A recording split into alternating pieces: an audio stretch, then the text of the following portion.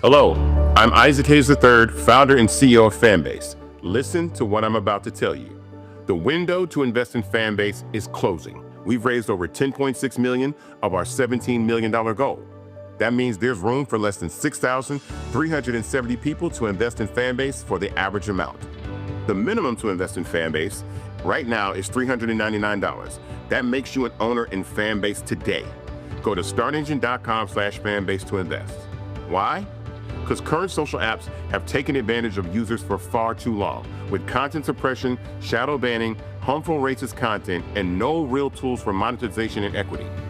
Fanbase has over 1.4 million users and counting, allowing anyone to reach all their following and monetize their content from day one. Social media is the new TV, and whoever owns the apps that distribute that content have the opportunity to own potential billion-dollar companies. While big platforms with uncertain futures are failing to serve their users, Fanbase is stepping up to fill the gap. Don't wait until it's too late. Invest now, invest for yourself and your future. Go to startengine.com/fanbase and own the next generation of social media.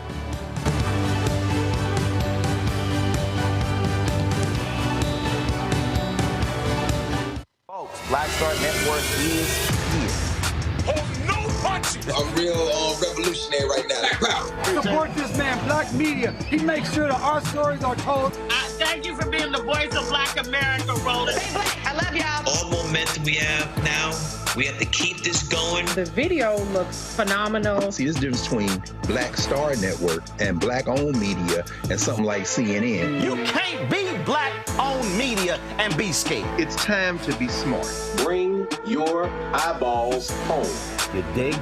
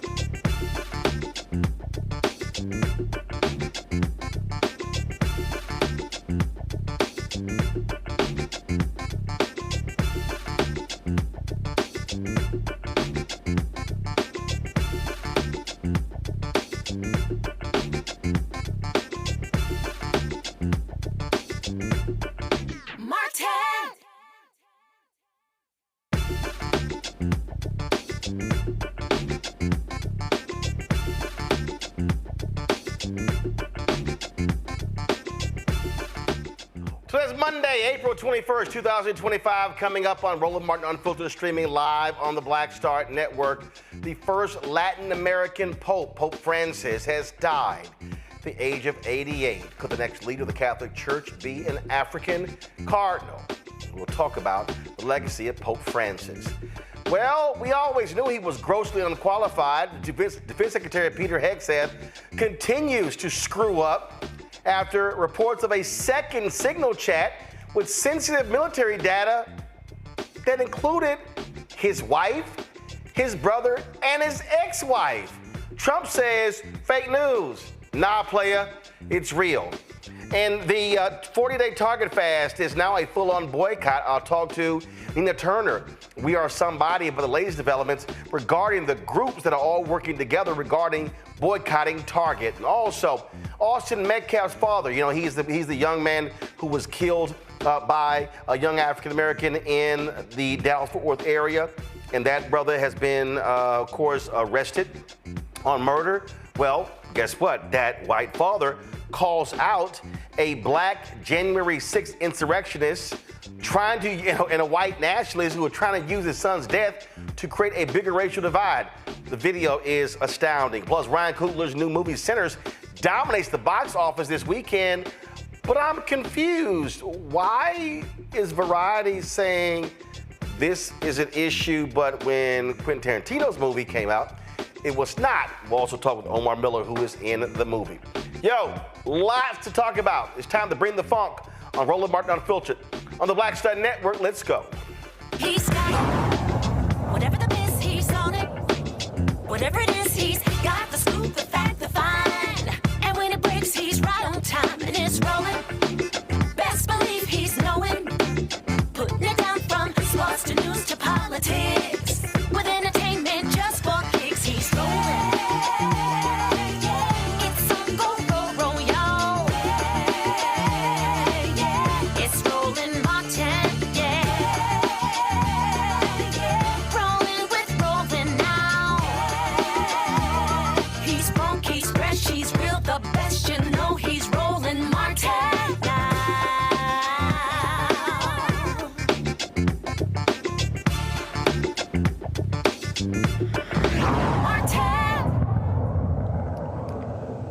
Well, folks, sad news out of the Vatican. This morning, Pope Francis passed away at the age of 88. He had been battling severe respiratory problems for the past several months. Over the weekend, he took a final ride in the Pope Mobile on yesterday. In addition to that, he also had a 1-minute greeting with J.D. Vance. That took place on yesterday. Did not meet with him on Saturday. Catholics around the world are mourning the death of Pope Francis. He, of course, reigned for 12 years and was a very progressive figure in the Catholic Church. Really, providing a much different perspective than previous popes. He was all about looking at the job in a lot different way. He did not live.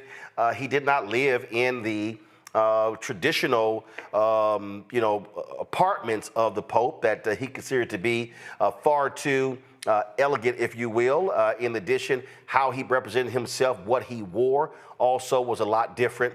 And of course, his take on women in ministry, but also LGBTQ issues, and really going after hardliners was also a lot different. Tributes have been pouring in all across the world since the news was announced this morning, shortly after 8 a.m. Eastern. And so, so as people look at this Pope and what he meant, one of the things that really jumped out was he was very critical of the attacks, of the deaths of folks in Gaza, highly critical of them.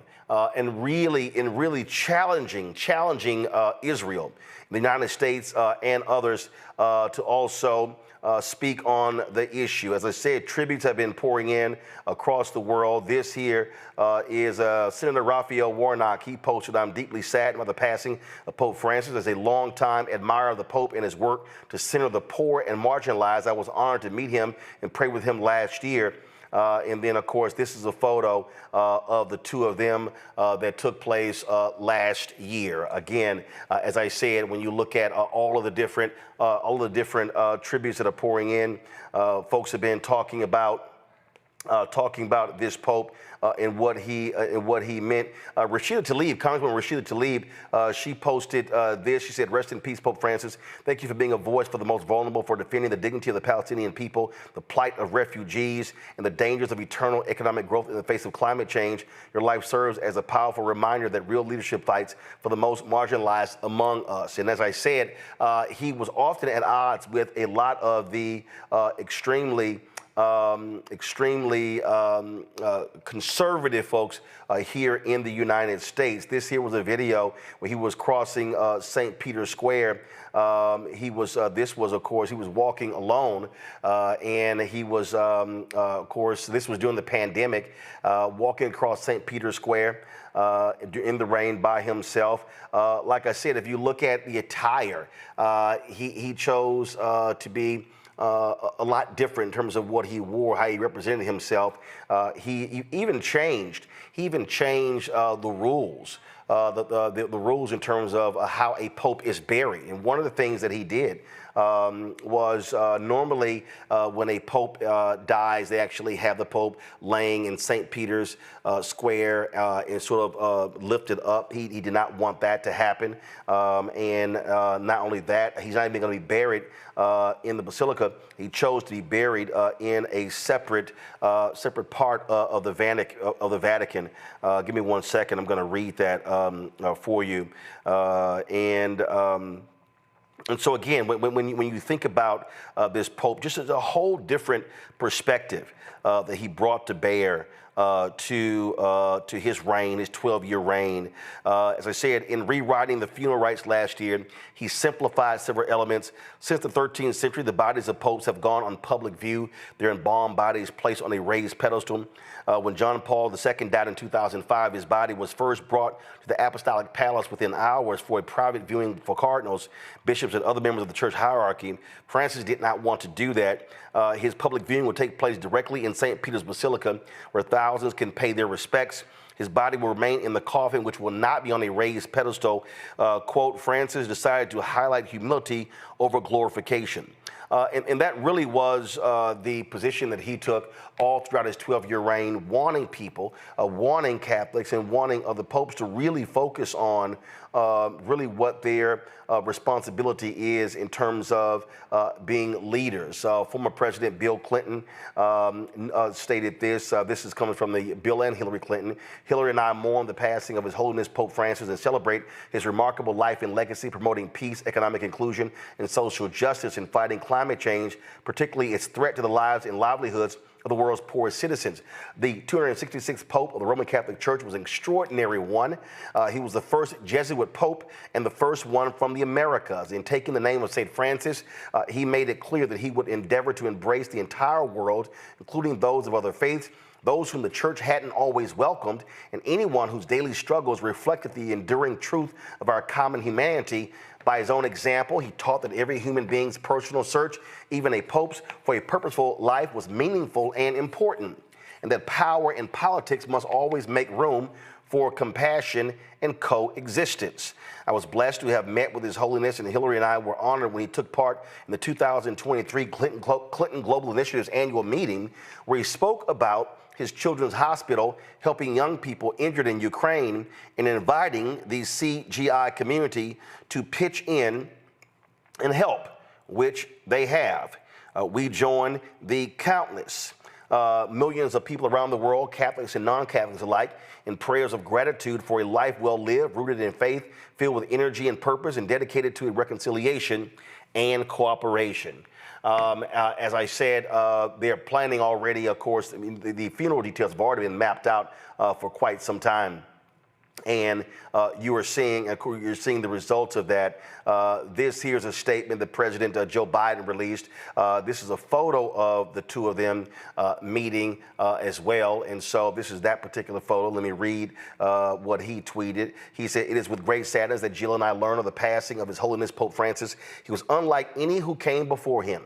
Pope Francis will be remembered as one of the most consequential leaders of our time, and I am better for having known him. For decades, he served the most vulnerable across Argentina, and his mission of serving the poor never ceased. As Pope, he was a loving pastor and challenging teacher who reached out to different faiths. He commanded us to fight for peace and protect our planet from a climate crisis.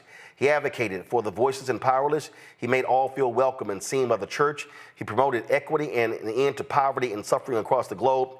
And above all, he was a pope for everyone. He was the people's pope, a light of faith, hope, and love. That, of course, is the statement that President Joe Biden posted on social media regarding the passing of Pope Francis. Vice President Kamala Harris posted, Pope Francis was a visionary leader who dedicated his life to service and justice. He encouraged us to protect our planet, champion a more inclusive church, and cared for all of God's children, especially the most vulnerable among us.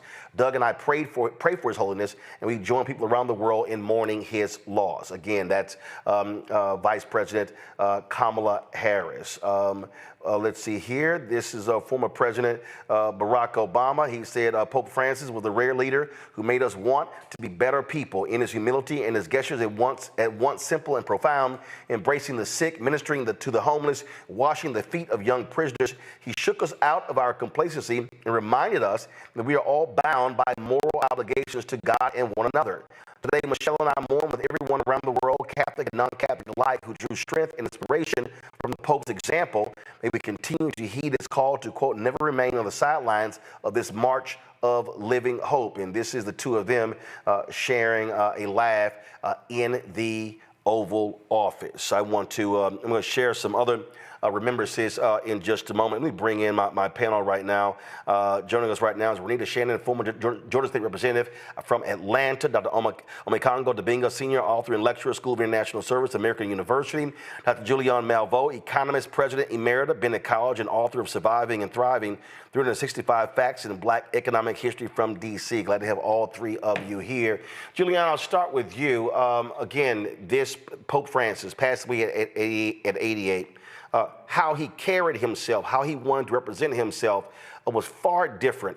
He did not care about the usual pomp and circumstance and all that stuff that we normally see from popes. He wanted to be treated as a regular priest and not the leader of Catholics worldwide. You know, I was raised Catholic, and my mom was a huge fan of this Pope's. For her 90th, some of her Italian friends actually went to the Vatican and brought her back a 5-foot-long silver cross that she then donated to our church, St. Kevin's in San Francisco. She always talks about his humility. That was the one thing that struck her about, because she get really annoyed, especially after the sex abuse in the Catholic Church, with all the gold and chalices and all of that. And she would say, they need to give some of that to the poor. So Pope Francis came along, naming himself after Francis of Assisi, who was the saint, actually, who basically looked for the poor, helped the poor, was really passionate about poor. When he came along, she said, we finally have a Pope. That was her line. We finally have a Pope. And he was the kind of Christian, let's not say Catholic, the kind of Christian that the Bible calls for, a Christian that loves God, does mercy, walks softly and humbly. And so, you know, and he died doing what he lived doing. His doctors told him to take 2 months off. He took about a month. He was not going to miss Easter Sunday. And he got on his little Pope mobile and rode around Vatican City greeting people, which is what he'd done every year before. Sickness did not stop him from being the person that he was. And the person that he was a person that we would all want to meet. And one of the things I loved about him a lot is he did not mind. I mean, he knew how to speak truth to power. So he did not mind upbraiding this administration on their stance on immigration. He did not mind upbraiding the West on climate change and what the devastation will be to our environment. And he did not mind picking untraditional cardinals.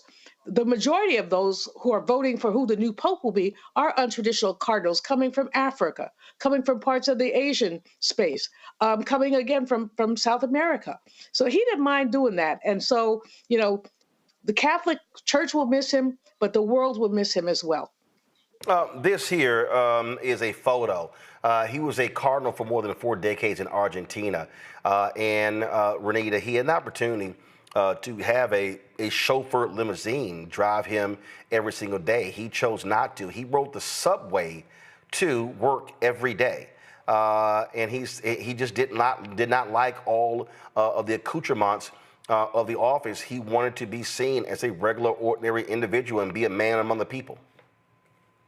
Yeah, so I'm not even Catholic, but you can tell just even as an outsider of the church that he was a very justice-minded and independent thinker. I would say from my outside perspective, the most justice-minded pope that I've seen in my lifetime, at least. And I just really, the way that he really spoke for people and the way that he really chose to represent people rather than do some sort of agenda of self-aggrandizement, as many people have said and other popes have done.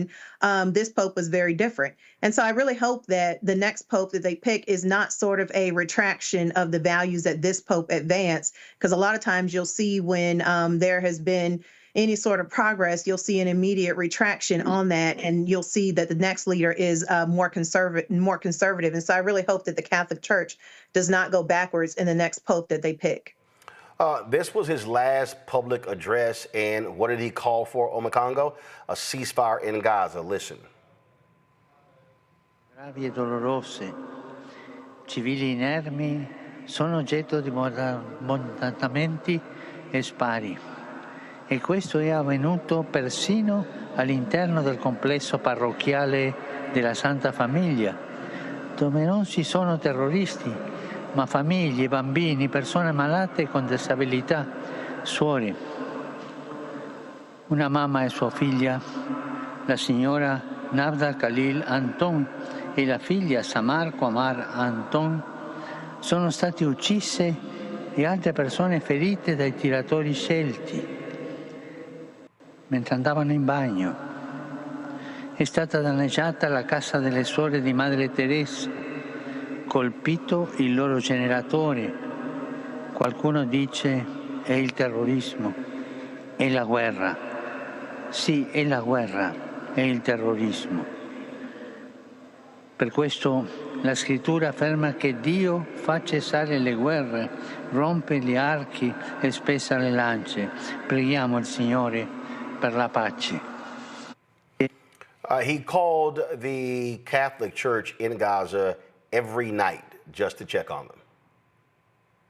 And a lot of people don't know that. A lot of people don't even think about Gaza's Christian community. And I remember many of us saw, it was last New Year's or the year before that, when one of the Gazan Christian ministers, was talking about how the world has forgotten them and they were going to keep going forward.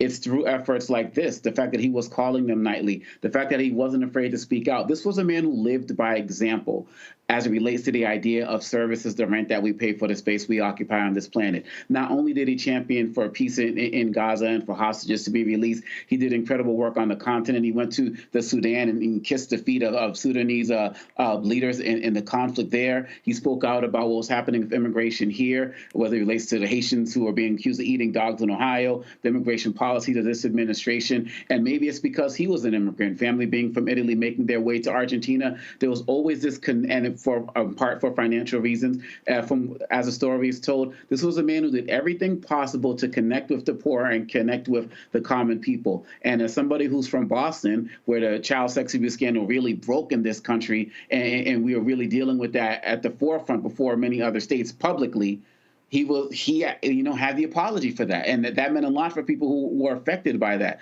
because the people were asking for the Vatican to do something and they were just kind of twiddling their fingers. And he actually, put forward some reforms to help with that as well. So this was somebody who understood people's souls. He understood that people are hurting, and he can almost had a sixth sense about sensing it and reaching out for people. And we need more people who are servant-minded leaders who are really about practicing what they preach. And so rest in peace to Pope Francis. And I'm hoping that people will follow his example as we continue to go forward. He was a man who represented everything we need today and then some. Tennessee State Representative Vincent Dixie was on the floor challenging these right-wing so-called evangelical Christian legislators. And this is what he had to say today.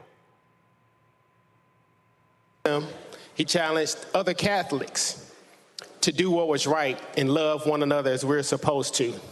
He was truly a man of God, and he used God to do God's will, not man's will.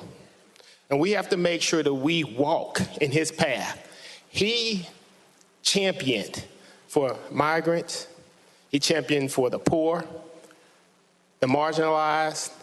He wanted us to love each other. And hopefully his life will not be in vain. We do a lot of things in this arena under the name of Christianity. It's time for us to step up and do what's right and do God's will. Of course, we know that falls on deaf ears when it comes to those nutcases in Tennessee, Julian. And again, the thing that was always was important was, again, how this Pope, how he operated, how he moved differently. This was a scene where when he was in Mexico, check this out, where a young girl wanted to touch him, and so he stopped the car. Watch this.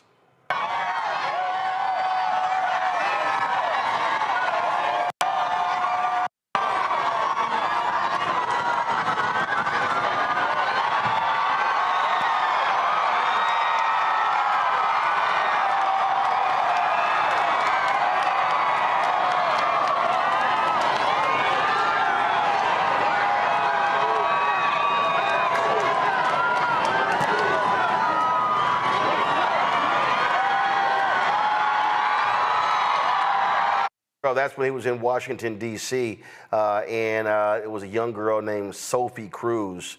And again, she broke through, a little Mexican girl, and the security was trying, as you see in the video, security was trying to escort her away. You see, they tried to stop her from moving forward, and the Pope said, no, no, no. He told them, no, bring her to me. Bring her to me. And he embraced her. Kissed her and hugged her. And again, he understood, Julian, he understood what his role was as a religious leader, and was not trying to, as someone said, he was trying to tear down walls and not erect them. Absolutely. And he got energy from the people. I mean, that's what's really clear when you think about the way that he operated. You showed the picture of him on the subway earlier. They talk about him walking to get his glasses fixed. He had, I don't know how many staff people who could have gone to get his glasses fixed for him. No, he did it himself. He really wanted to be of the people. And so that video there of the little girl is a perfect example of wanting him to be of the people. And I think he got energy. I think he got inspiration from the people. And he, in the immigration piece that you showed, where not the immigration piece, the Gaza piece, we talked about someone by name. So he didn't do 30,000 feet public policy. Oh, he did, but he also did 5,000 feet public policy, or as you see with the young lady, the young girl, 10 feet public policy. He wanted to know who the people are. We need more leaders like that, Roland. His passing in some ways is untimely because it's very likely that the College of Cardinals could swing in the wrong direction, but I'm praying that they won't. But it's very untimely, but it's also very timely because it's a reminder of what leadership is. And we don't see a lot of that. You've got fools doing public policy on the internet, the Department of Defense. You've got this child, 35-year-old young woman, who's going to help J.D. Vance go through and rid us of our history. And again, this is not of the people. Why doesn't she come down to the National Museum of African American History and Culture and get a tour and talk to some of the people there and look at what is there? But again, if you're doing public policy way up here, you're not going to be able to deal with what happens down here on the ground. So again, this brings back a lot of memories for me because like I said, my mom revered that Pope. She always talked about him. And she actually, on her birthday, she always asked her children, none of whom is, well, my baby sister practicing Catholic. The rest of us are not. I'm AME. One of my sisters says she's no ME. But in any case, on her birthday, she would always ask us to make a contribution to the church in her name. We did it until the sex thing came out, and then we're like, no, Mommy, we ain't doing that. When this Pope came in, she said, do it just one more time, as an act of faith to this Pope. And so we did. We did, because I'm channeling her now because she really, really, really loved this Pope. Well, as someone who was born and raised Catholic, and in fact, the meeting to the Catholic church I grew up in was found in my grandparents' living room. Definitely understand moments like this here. The video that you're seeing, this is from yesterday. This was the last Pope ride by Pope Francis. As we said, it was Easter Sunday, and as we said, he was gravely ill. The Vatican announced the cause. He suffered a cerebral stroke. It went into a coma and passed away, but he was insistent on seeing the people and traveling. This, again, as I said, this was just yesterday, and he died at about 7:30 a.m. this morning, Vatican time.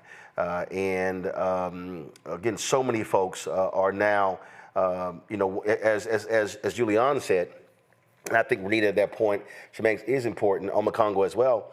In this moment where you have an idiot who occupies the Oval Office, that idiot plans to attend the funeral, and in fact, Pope Francis did not meet with J.D. Vance on Saturday, and he sent someone else to give him a very strong, stern lesson on the treatment of regular and ordinary people, which was needed because of a lot of the craziness we've heard from J.D. Vance. And if there is a time when we need moral leaders to show courage, it is now. Renita? Yeah, I'm surprised and taken back. I had not seen that Trump said he was going to attend the funeral, but wow, why would he? I mean, he has no values in common with what the Pope had. Clearly, as we've all talked about, how justice-minded he was and the values that he not only talked about and lived and walked every single day. So it's really amazing to me that Trump would want to show up to the funeral. I really hope that he goes there and he has respect and does not act like his normal idiot self, as you mentioned before, because you can tell that this is a Pope that was well loved, and I just really would hate to see any of his regular shenanigans at the funeral. Well, again, world leaders will be there. What people don't understand is that Omar Congo, as the head of the Vatican, that is a city, so the Pope is a head of state, and so the Pope's funeral attracts heads of state all around the world. Yeah, and the way that President Trump has disrespected people in this country who have died, such as John McCain, I'm really concerned about what type of grandstanding he might do. We're talking about Pope Francis and how humble he was and how he's a man of the people. And I'm sitting here thinking that Trump is probably mad because this whole story has taken attention from the White House Easter egg roll. Like, that's like the whole difference in mindsets, of the two people that we're talking about. Hopefully something will come up and he won't attend. But if he is going to attend, he needs to make sure that he's humbled, but it's not in his nature. But anything that he does will not take away from this man's legacy. As a matter of fact, anything that he does will only highlight Pope Francis's legacy more, because the character that this man exudes in his pinky, Donald Trump will never have. And when I look at these pictures, not realizing that this was, I thought this was a ride from a time past. I didn't realize it was from this last ride. He just had to be with the people. And when you look at Trump and all of his billionaires, these are people who are so detached from the people, who have no sense of what ordinary people are going through. And so they because they never do things like this. You never see Trump walking into an area of Washington, D.C. to read to kids or a Ben's Chili Bowl or anything like that. there's no connection with the people.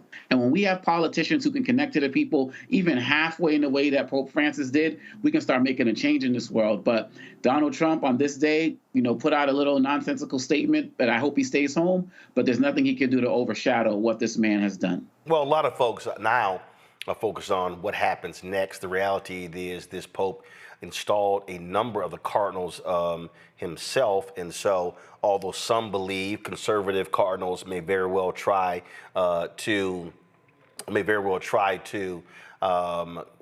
pick someone who is far more conservative, we'll see what happens. This Pope Francis, criticized laws that criminalize homosexuality, but some of the folks that they're touting are individuals who want to return. He also really downplayed the use of Latin in various Catholic services, and so you had folks who want to see a return to that. And again, just seeing that video that we're playing now, the throngs of people who were just out yesterday wanting their glimpse, to get a glimpse of Pope Francis, and not realizing this was going to be the last time they would actually get to see him alive. There was one video I saw where a guy shot the video, the final comments, and he said he was just in tears, realizing that he was there watching this. There will be, of course, several days of mourning, funeral process.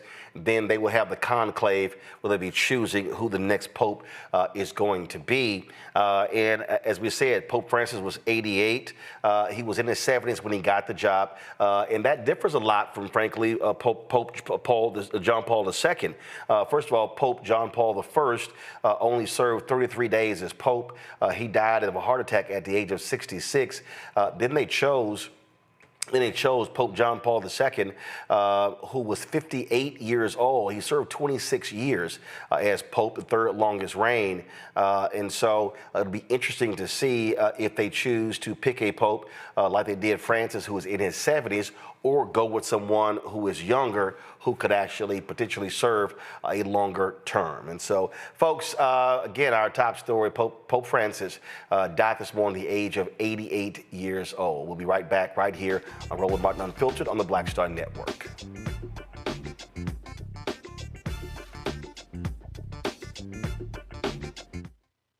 This week on A Balanced Life with Dr. Jackie here on Black Star Network, we are talking about all things, you got it, stress related. Yes, the big S, whether it's spiritual, physical, emotional, or sometimes it could be just in your head. Stress has a way of manifesting itself in our lives in such a way that it disrupts who we are and who we're in the process of becoming. Stress is just as bad as a lot of the physical ailments that we think of. That's all next on A Balanced Life on the Black Star Network.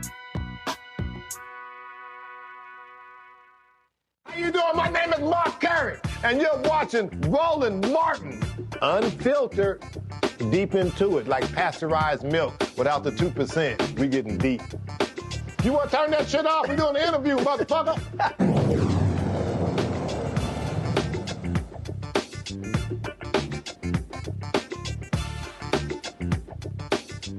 Folks, what you're seeing here's a live shot of the Vatican as folks mill about there in St. Peter's Square as a result of the death this morning of Pope Francis. 4 years ago when Pope Francis came to the United States, he was in the Oval Office, and that was a pretty funny moment between him and President Joe Biden. Check this out.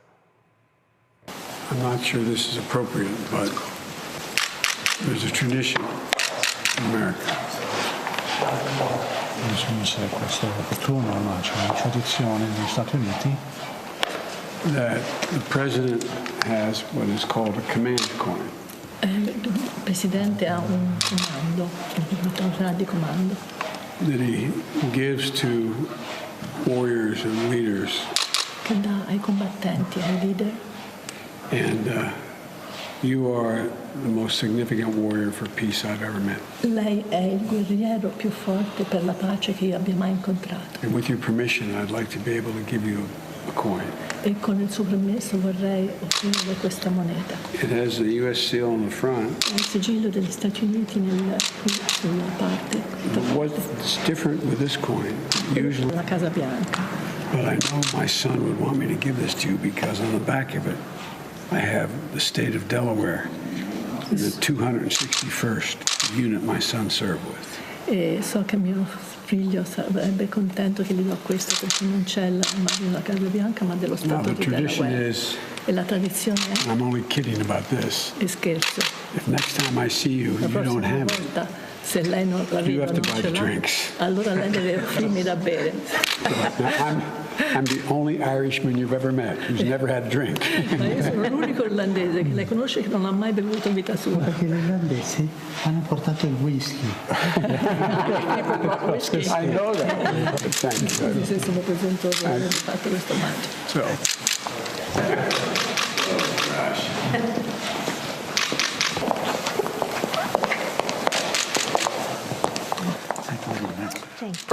Pretty fun moment there in the White House. That was 4 years ago when Pope Francis visited the White House, and President Biden, of course, they're joking about the challenge coin.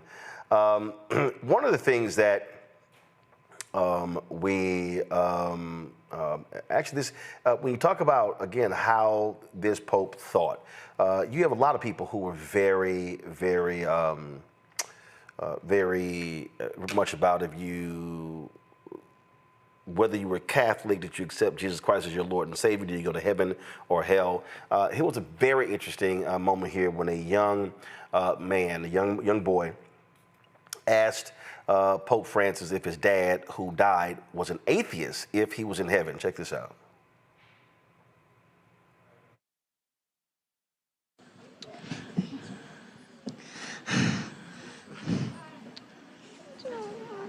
Dai. Non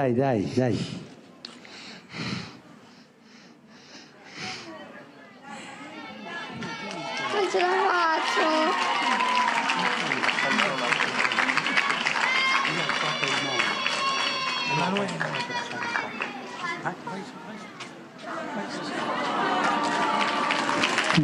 Vieni da me, Emanuele.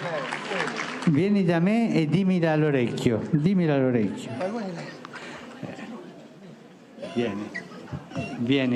da me. Vieni.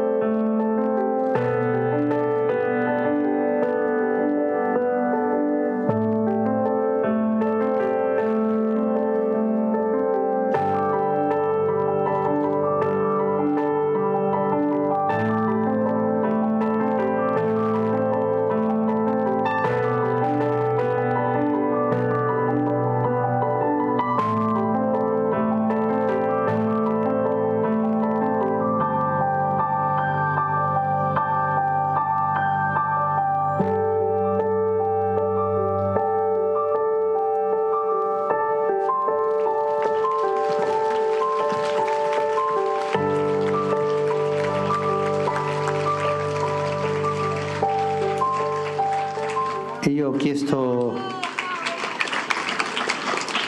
permesso a Emanuele di dire in pubblico la domanda e lui mi ha detto di sì, per questo la dirò. Poco tempo fa è venuto a mancare mio papà.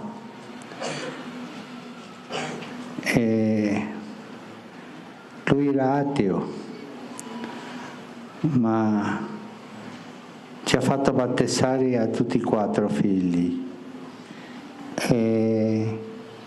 Era un uomo bravo. È in cielo, papà? era credente, ma ha fatto battezzare i figli. Aveva il cuore buono. E lui ha il dubbio che il papà, per non essere credente, non potesse andare in cielo. Chi dice che va in cielo è Dio. Ma com'è il cuore di Dio davanti a un papà così? Com'è? Cosa vi sembra a voi? Un cuore di papà. Dio ha un cuore di papà. E davanti a un papà che non credente è stato capace di battezzare i figli e di darle quella bravura ai figli. Voi pensate che Dio sarebbe capace di lasciarlo lontano da te? Pensate quello? Ma forte, con coraggio. Dio abbandona i suoi figli? Dio abbandona i suoi figli quando sono bravi? Ecco, Emanuele, questa è la risposta. Dio sicuramente era fiero di tuo papà, perché è più facile, essendo credente, battezzare i figli che essendo non credente battezzarlo. E sicuramente a Dio questo è piaciuto tanto. Parla con tuo papà, prega tuo papà. Wow, that is Julian, that's a powerful moment there because, you know, that question gets a lot of folks, oh, absolutely not. You get some people who are just so hardcore, and you saw how he answered that with class, dignity, and grace. He always answered things with class, dignity, and grace. He was a graceful man. I mean, that's the thing. I'm smiling, Roland. Thank you so much for showing so much of this. I mean, it's really just making me smile, remembering my Catholic school days a long time ago, and thinking about, you know, the faith. Now, you know, when I learned about exploitation, colonization, all that, I think I was about 12 or 13. I stopped going to church. I can't go to Catholic church. It's complicit. But what this Pope reminds you is that despite all the flaws, there is so much goodness in faith. And he exhibited the goodness. You have these people in the Congress and others who flap their lips and talk about faith and talk about God and turn around and cut food stamps. You have these people basically who talk about faith and then they don't want to maintain Medicaid. But you're talking a man who talked about faith and did his best to be an advocate for the least and the left out, for the poor, for those Gazans, for so many people. Again, thinking of him reminds me of all that's good in the world and in life, and it just makes me smile. So thank you for showing so many clips and for taking the time to lift up this man who was an advocate for everyone. This was the actual statement from the Vatican this morning when they announced Pope Francis's passing. Carissimi fratelli e sorelle, con profondo dolore devo annunciare la morte del nostro Santo Padre Francesco. Alle ore 7:35 di questa mattina, il Vescovo di Roma Francesco è tornato alla casa del Padre. La sua vita tutta intera è stata dedicata al servizio del Signore e della sua Chiesa. Ci ha insegnato a vivere i valori del Vangelo con fedeltà, coraggio e amore universale, in modo particolare a favore dei più poveri ed emarginati. Con immensa gratitudine per il suo esempio di vero discepolo del Signore Gesù, raccomandiamo l'anima del Papa Francesco all'infinito amore misericordioso di Dio uno e trino. Grazie. That was the official statement from the Vatican. Again, that is via their social media feed, Vatican News. And those of you who have seen the movie Conclave, you might know that when, as the movie showed, when a pope passes away, they literally seal off his apartment and everything that's in it. And this is the video from today of that actually happening, the sealing of Pope Francis's papal apartment, and so no one will be able to enter that particular space. As I said, and you see right there, they also have a process. The ring that the Pope wears, that ring is also destroyed. That way, that ring cannot be used to forge any documents. And so there's a very, very clear and long process of the Catholic Church that they go through when a pope passes away, and this is what you're actually seeing: the closing off of the Pope's apartment from anyone being able to enter until he is actually laid to rest. Lots of pomp and circumstance, lots of process, if you will, that exists there. One of the things that I think is still just so unique about this Pope is that his 12-year reign, Renita, now then forces those following him to say, are you going to go back to being a rigid church? Being some say a very conservative, right-wing Catholic church, or will they stay the course of seeing themselves in a much more different light, and a much more sense of humility in the way he carried himself? That really is up in the air, because whoever is chosen, that person gets to determine the future path of the Catholic Church worldwide. Right. So, I mean, there's not much more to say. As we said before, his reputation speaks for himself. And I'll say what I said earlier, which is there's always a tendency to become more conservative after things have gone in sort of a progressive route, particularly for institutions that have been conservative the majority of the time that they have existed. And the Catholic Church is no stranger to that. So I think that one thing they'll have to contend with is that people have now seen what it looks like for a pope to have courage and come out and talk and speak on and give his opinion on things that he could have easily just ignored. For example, the situation in Gaza and standing up for Palestinians. And so now people have understood what it looks like to have a courageous pope. And so if they do decide to go back and be conservative, they'll have to, that person will be contrasted with the previous pope who just passed, and that will be something that they will no longer be able to tell people, oh, well, this is what we have to do, because you just saw a pope who didn't do the status quo. And one of the issues that I talked about Gaza on the Congo, but climate change. This pope was extremely vocal on the issue of taking care of this earth.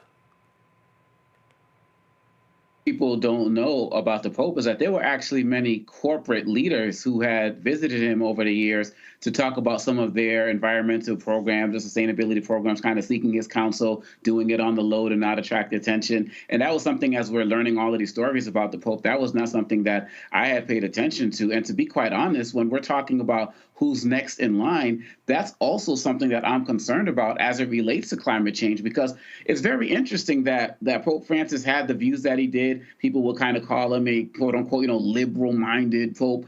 But some of the people that he has appointed across the world, in African countries and the like, have been more on the conservative side. So if they are going to come in with that mindset, will that conservative mindset also translate into things relating to climate change? Because he was deeply committed to that, because he understood that that was a major source of poverty for people, the environments that they could not live in because they were not sustainable. And so I think that there are many levels that people need to watch out for in terms of the direction that the Vatican is going to go with this next set of leaders. And that's something that I'm really concerned about. In the time that he's had, 12 years, he's had an opportunity to really set the church in a direction that could really be helpful for people across the world, because I know there's billions of people who are Catholics, but, numbers are dwindling in terms of church attendance and the like. And I feel like he really galvanized people in a way that I hope that they don't lose with the person who they appoint next in line.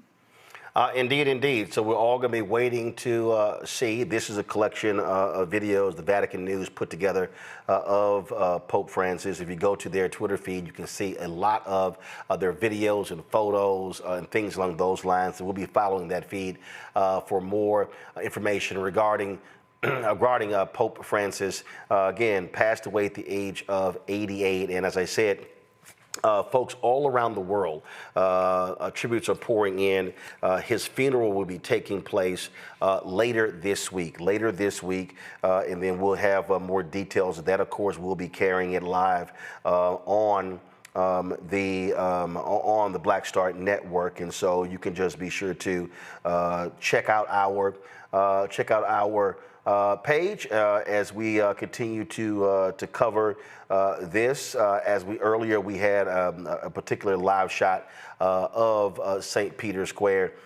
This is the Vatican Media's website as well. A live view right now of Vatican City as folks mourn worldwide. More than 1 billion Catholics worldwide mourn the passing of Pope Francis. All right, folks, when we come back, we're going to talk about the idiot Secretary of Defense who is stuck on stupid when it comes to using Signal. How do you discuss military maneuvers on a Signal chat with your brother, your wife, and your ex-wife?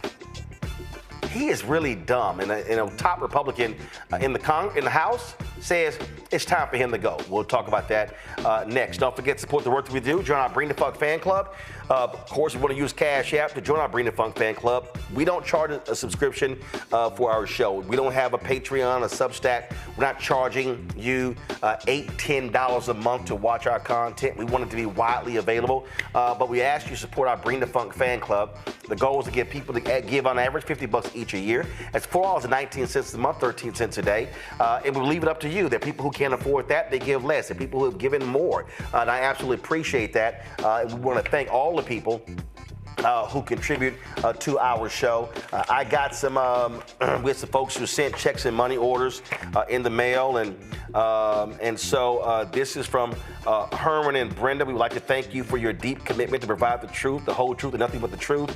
We pray that God will continue to bless you with everything you need in order to do the great work you're doing. And so Herman and Brenda, thank you for your contribution to our Bring the Funk fan club. Let's see right here what we got here. We got, I love this one here. The ancestors are moving mountains to see you rise. Y'all see this card here. And it says, dear brother, I'm so glad you announced clearly how to make a check to your company. I thought that the monthly payments through PayPal was not reaching because there was no acknowledgement that my donations were received. But any PayPal donation actually is on our list. So anybody gives via PayPal is on our list that we run every single Friday. And so, it says you've got this thing, the next thing, and everything that's to come. Stand strong, praying your protection in Christ. Jeanette, see, what is this? Jeanette Harris. So Jeanette, thank you very much for that. Nice card there. And let's see here. May God Almighty keep you evermore. I pray that all the needs of your ministry and building Black Focus Media worldwide. So I'm so proud of you and all your work. I hope to meet you in person. So I touch and agree with God's will now that greater is He that is in you, cause you to triumph far beyond what we can think or ask. This is from another Jeanette. So I appreciate that. I'm going to read one more before I go to the break. And let's see here. Thank you for what you do. I really enjoy watching your show. I will give my full support because you really speak the truth. Sincerely, Willie and Wanda Lumby. Willie and Wanda Lumby. All right, I appreciate it. Folks, Cash App, use the Stripe QR code. You see it right here on the screen. If you're listening, go to blackstarnetwork.com for the QR code. Make your check and money order out to Roland Martin Unfiltered, please. Makes it a lot easier for us when it comes to the bank. And PayPal, of course, first of all, send your money order and check. P.O. Box 57196, Washington, D.C., 20037-0196. PayPal is R Martin Unfiltered. Venmo is RM Unfiltered. Zelle, Roland at RolandSMartin.com. Roland at RolandMartinUnfiltered.com. We'll be right back. This week on the other side of change. Black Maternal Health Week. The racial disparities are undeniable, making it clear that Black people experience racism from the womb. America and America's healthcare system has not taken the time to invest in what quality healthcare looks like for Black birthing people. The state of Black maternal health in the United States is still dismal. It is environmental racism. It is systemic racism. It is the systems that we are born into. Only on the other side of change on the Black Star Network.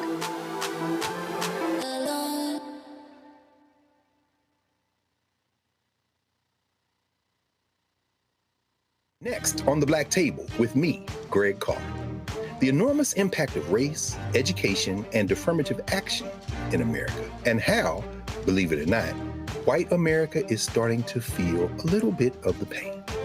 Dr. Natasha Waraku joins us with a case study of one suburban community and how it reacted when the minority students started to excel. And most people didn't say this explicitly, but was that, the academics standards are getting higher in part because of the Asian kids, and that is making our kids really stressed out. So we need to reduce the amount of homework teachers are allowed to assign.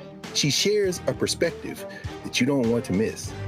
That's on the next Black Table, only on the Black Star Network.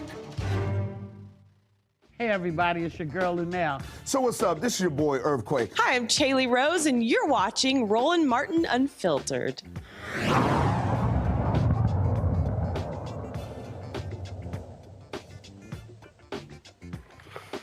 All right, folks, new questions around the idiot Defense Secretary Pete Hegseth. After numerous media reports, New York Times first, revealed that this fool used a second private signal chat, including his wife, his brother, his personal lawyer, to share sensitive details about U.S. military strikes in Yemen. Sources tell the New York Times that Hegseth posted flight schedules and operational plans even after aides warned him not to use unsecured apps on his private phone for such information. Critics say many in the chat had no reason to know real-time military details, raising serious concerns about judgment and security. But that idiot is pushing back hard. In the White House Easter egg roll, he claimed to fight fake news.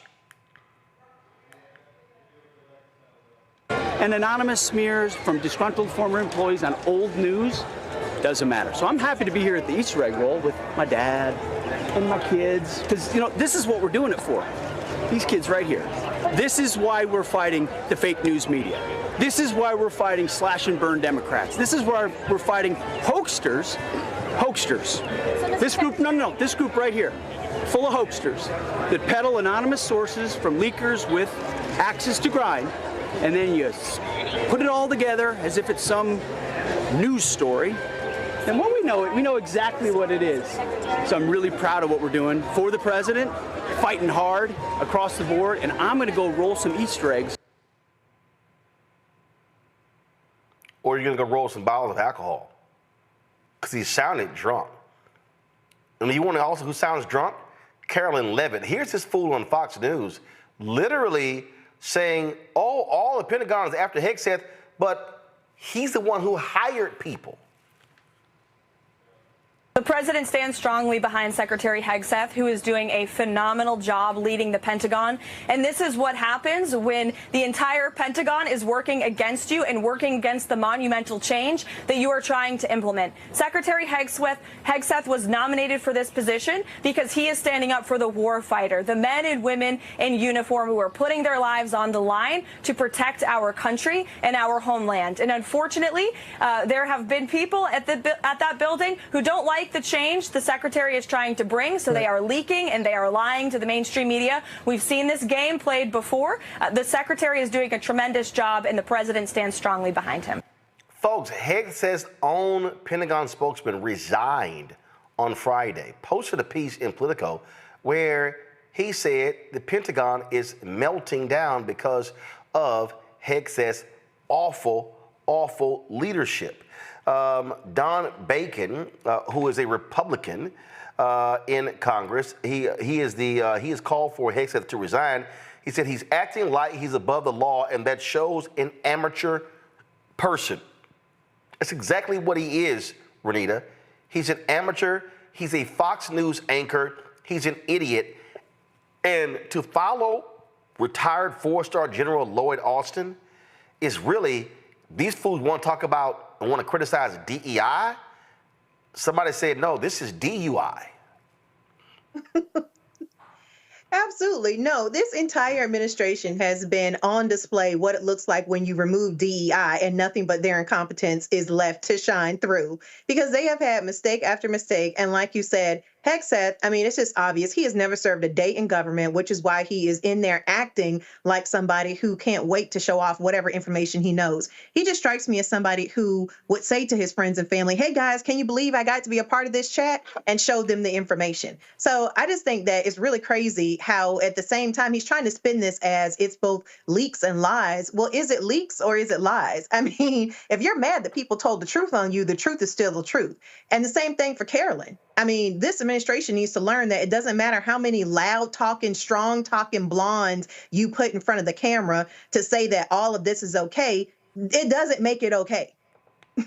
It just doesn't. On Congo, this is a photo. This is Don Bacon. He's a retired Air Force general. He kind of knows a little bit about the military. Yeah, right.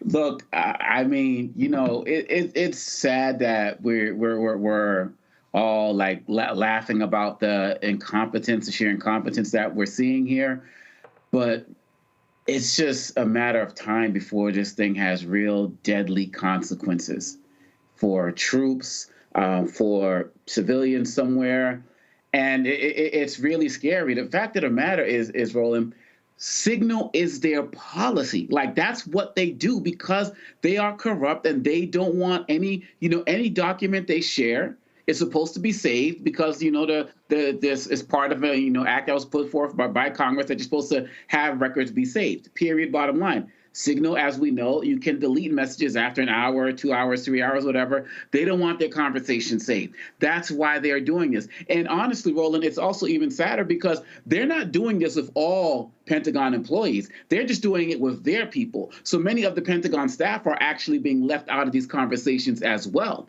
And when you see over the weekend, he got rid of 3 of his top advisors because of they're quote unquote leakers.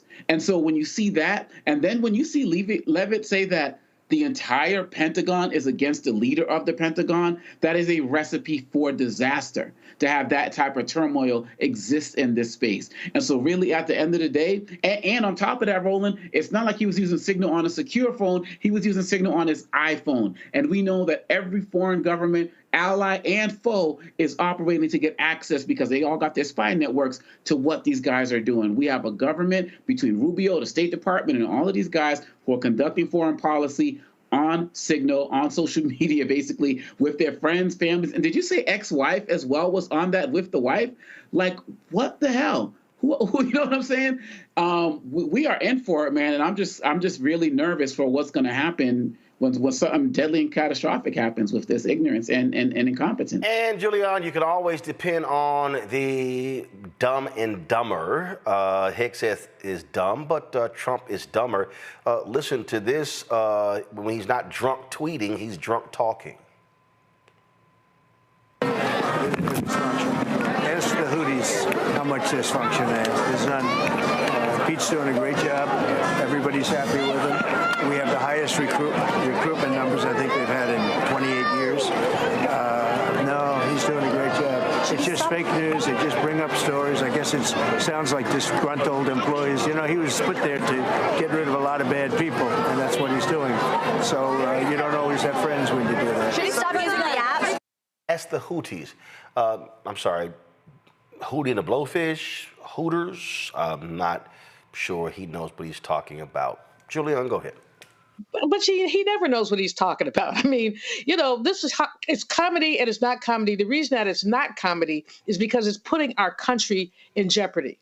I saw Leon Panetta, former Secretary of Defense, on I think CNN earlier today, and he was talking about the damage that this man is doing, Hegseth, the damage that he's doing to our Pentagon infrastructure. Now, the people that the president is calling losers are the people that Hegseth picked. So he went and picked some losers. Well, who's the biggest loser? Other than the Oval Office, we're also looking at Hegseth. The challenge here, I mean, these people do not believe that fat meat is greasy.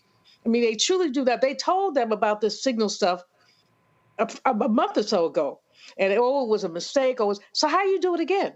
What about, I mean, idiots are people, you do the same thing over and over again and you expect a different result. And then like Omar Miller says, your ex-wife, what are you doing? You're bragging. Look at what I got. Look at the access I have. So you're bragging to your ex-wife? Give me a break.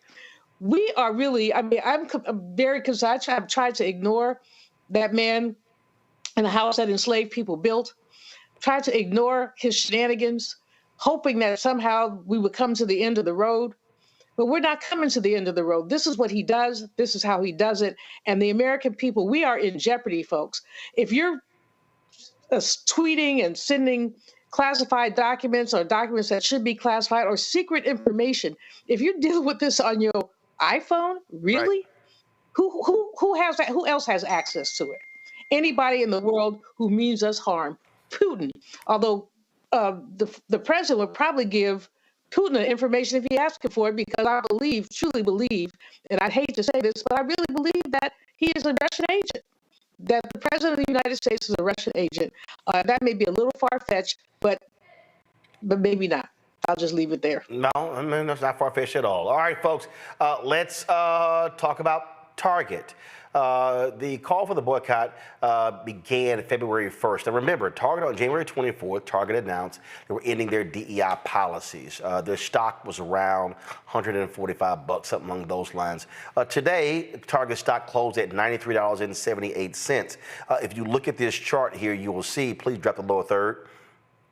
Thank you. Look at this chart here, you will see how their stock has performed in the last 6 months.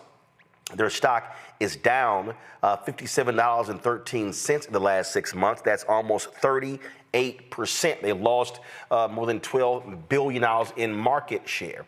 Now, understand, there are multiple things that are happening here. You get a group in Minneapolis of sisters who called for a boycott of Target. Nakima Levy Armstrong was a part of that. Then We Are Somebody, Nina Turner's group, the day after the DEI announcement called for the boycott, they launched theirs February 1st. Pastor Jamal Bryant had targetfast.org. That was launched on March 5th, and when he launched it, he said it was going to go from Lent to Easter. Well, yesterday, he addressed this from the pulpit and made clear that the boycott is not over. I want to thank you because you don't even know that you are a part of history, that you've been a part of history.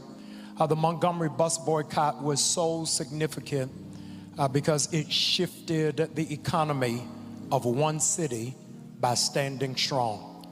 They did it for 381 days.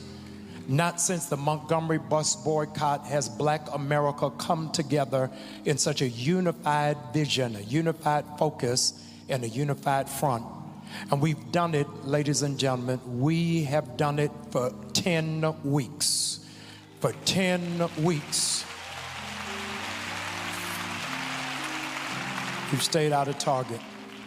It didn't start with us, but there was already a grassroots movement afoot that was doing a Target boycott. We came along just as one church and said that the body of Christ needed to be a part of it, and that we were going to take fasting as a spiritual principle because we understand that the weapons of our warfare are not carnal, but they are mighty under God for the pulling down of strongholds.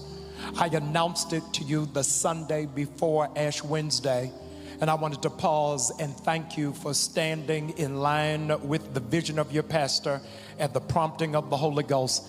Can you believe, with a small movement that started in this church, 200,000 people signed to be a part of the Target Fast?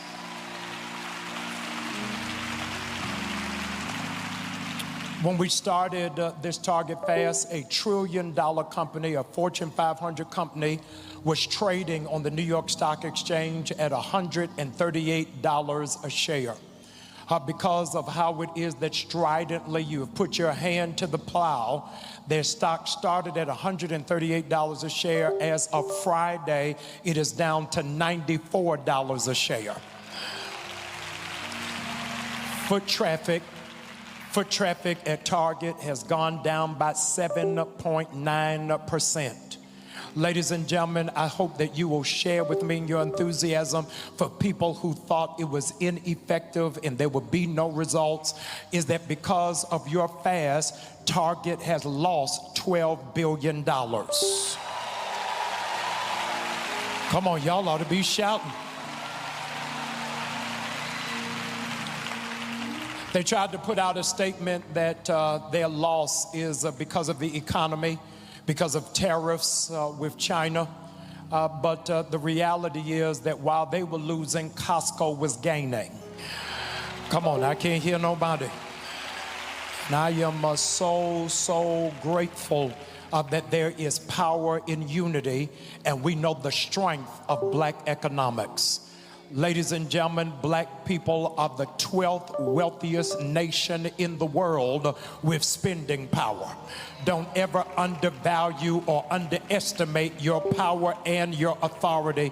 I need to give God glory for black business and for black dollars.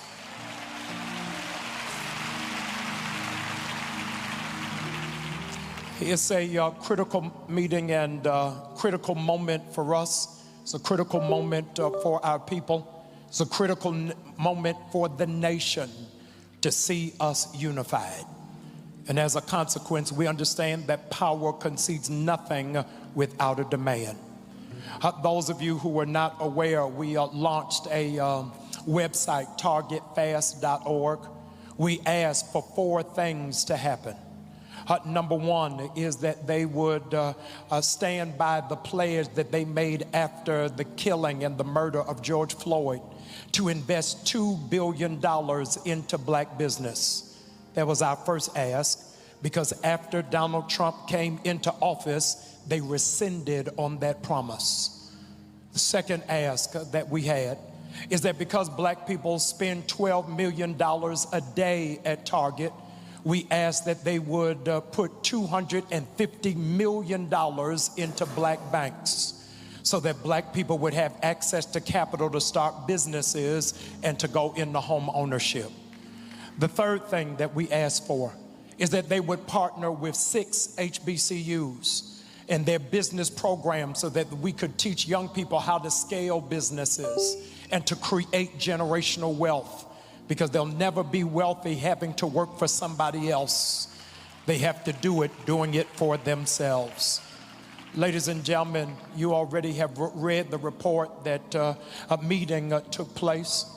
And in that meeting, I wanted to share with you the outcome of it. We had 4 asks and only walked away with 1 thing. I want to tell you what that 1 thing is Target has agreed Target has agreed that by July the 31st, they will complete the pledge of $2 billion for black business.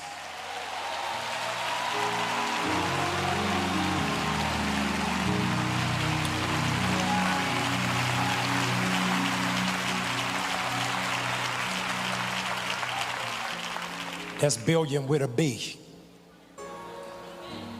But the other 3 things we have no commitment on, and we don't have anything to stand on because their currency does not ride with us if in all of these years we have been loyal customers and clients, and then in the moment of dis-ease, you turn your back.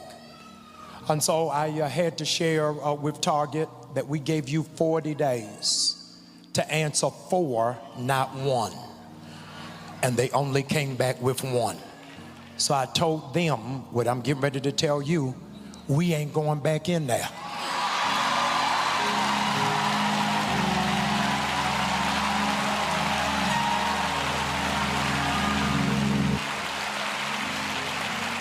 And so the fast shifts to a full-out boycott. It's a full-out boycott. And I'm asking you, if you have not already done so, go to targetfast.org and go and register. This coming Tuesday, I am doing a town hall meeting that I want everybody in the community to come, everybody in the community to be a part of. I sent last night an invitation to the president and CEO of Target, as well as the chairman of the board, to come to New Birth on this coming Tuesday to speak to the people directly, not in a private closed meeting, but in an open venue to talk about where Target's commitment is and where it is that we are going. So Tuesday, I don't know whether it is that the president is coming or the chair of the board is coming or anybody for that matter from Target is coming, but I need you to be here so that we plan and chart out what is our future going forward. I also wanted you to know that this is not a New Birth effort or a Jamal Bryant project. This is a national move. And so as a consequence, on Tuesday, I will be introducing to you what is the national committee on this Target boycott. I am introducing all of them by name and by organization and affiliation so that Target knows you only talk to these people. Everybody don't represent us. Y'all ain't saying nothing. But these are the people who are in agreement, in alignment with where it is that we are going and how it is that we move. Ladies and gentlemen, whether you realize it or not, we are now in the new civil rights movement. Folks, joining us right now is Nina Turner. She is founder of We Are Somebody and is a part of this movement. Nina, you know, a lot of folks, so that a lot of different things are happening. And one of the things that Jamal said there, I've said on this show as well, that there are different facets. There are people who never even signed up who are boycotting. There are people who watch this show and who are like, yo, we're down with it. People who are listening other places as well. And the reality is we are seeing what happens when collective action happens. On Friday, there was a meeting. Target CEO was there with Reverend Al Sharpton. Jamal Bryant was there in New York. A couple other folks were in that meeting as well. And I understand that he's been meeting with other black civil rights organizations. They have not publicly stated that they have been meeting with them. But the point that he made there is critically important. The group that's leading this boycott is the group that's going to be negotiating with Target. That's right. That's right, Ro. And certainly big ups to you and Unfiltered for getting that message out there. There's a confluence, and there is something to be said about universal thought. When Target made this announcement on January the 24th, as you remember and have been sharing with their audience, on January 25th, We Are Somebody was out there. I get by with a little help from my friends calling on Until Freedom. Tamika Mallory, he's one of the co-founders of Until Freedom, and then, you know, bringing up the pastor. But there were local things happening at the same time, which is beautiful. And to your point about that 200,000 who signed on, but there are millions of people, millions of eyes have been on the various outlets, both social media, your show, and other shows that have lifted this national boycott. The fast was a phase of a larger boycott. And as Pastor Brian laid out there, answering one of the demands, and let me just say that one demand to spend $2 billion with the black community from 2020 to now was already there. So that's nothing new, but they did not answer the other demands. And I don't think that the CEO of Target, Brian Cornell, truly understands the pain points that he caused by bending to bigotry. This is bigger than DEI, but DEI is a part of it. What is wrong with having diversity, equity, and inclusion happen in your company DNA and also in the DNA of this country. Folks miss the point that we need DEI and other things. I mean, obviously, we need to go deeper than that because there's a wrong that has been happening in this country for generations. So I'm really glad to see this organizing committee to come together. Tamika Mallory, myself, and Pastor Jamal Bryant did have an opportunity on Saturday to talk to one of the representatives of Target, and we've gotten no further than they did when they all had that meeting previously. See, the thing that that folk have to understand is that when Target talked about the $2 billion, that wasn't, oh, we're going to be spending $2 billion collectively. That was supposed to be annually. Talk about it, Ro. I mean, that was supposed to be annually. So this idea in terms of what, I mean, this is the corporate statement that they dropped on April 7th, 2021. They said as part of their commitment, let me get this up on the screen 1 second. As part of their commitment, they wanted to add products from more than 500 Black-owned businesses across its multi-category assortment, increase its spend with more Black-owned companies, such as marketing agencies, construction companies, facilities, maintenance, and more, establish new resources, including the Forward Founders Program to support Black-owned companies and help them grow their business. It's right here. It said Target announced a commitment to spend more than $2 billion with Black-owned businesses by the end of 2025. Now, one of the things that they've said to Jamal that they're going to meet this by July. Here's what we haven't seen. Who? We ain't seen a list. Right. List of company amount. Company amount. When they say marketing agencies, I don't know who. Black-owned media, I think Target did. I'll check with my guys. I think Target did something with us like 3 years ago, and it was real small, and we ain't heard from them since. And so the point here is, which is what Dr. King talked about in his April 3rd, 1968 final sermon at Mason Temple, when he said, again, he said we must, he talked about, the pain. We must redistribute the pain. The bottom line is these companies are making billions off of us, and there's no ROI. They're not spending with Black-owned media. They're not using Black transportation companies, Black law firms, Black accounting firms, Black engineering firms, Black construction companies. And if they think that we're just going to keep sitting here rolling up in your store, they're wrong. And this is also sending a message, not just to Target, but to a whole bunch of other companies saying, do understand, y'all are next. That's right. There's power in our purchase. I mean, people need to hashtag that. It's power in our purchase. And to add to that, Ro, he promised this off of the back of when George Floyd was murdered. It was right when he came out and said George Floyd could have been one of my Target team members, and therefore I'm going to do X, Y, Z. All of the things that you enumerated and put on screen, they said that they were going to expand their diversity goals at the time to increase representation of Black employees across its workforce by 20% over the next year. So that would have been from 2020 to 2021.